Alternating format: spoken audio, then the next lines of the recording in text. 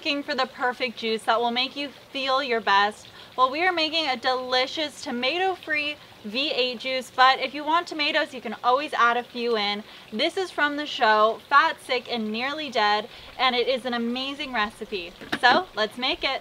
Hi, my name is Aliana and welcome to my kitchen. So to start making our V8 juice, we have a ton of vegetables. The reason why this juice is so good for you is because it's packed full of nutrients and it also helps to fight inflammation.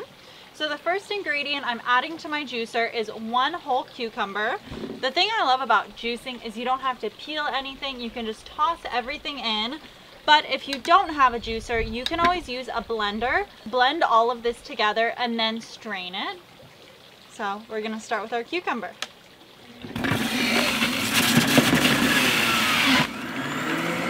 Next, I'm adding in 2 stalks of celery, along with a whole bunch of parsley, 4 carrots, 1 beet, and then half a red onion. We also have about a cup of spinach and 1 lime. And here we have our finished V8 juice. I just like to give it a stir, make sure all the juices are getting mixed together.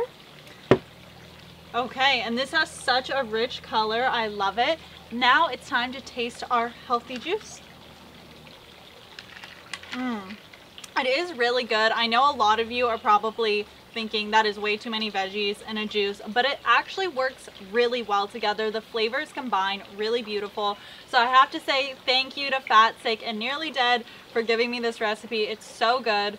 So please let me know if you try this juice and what you think in the comments down below.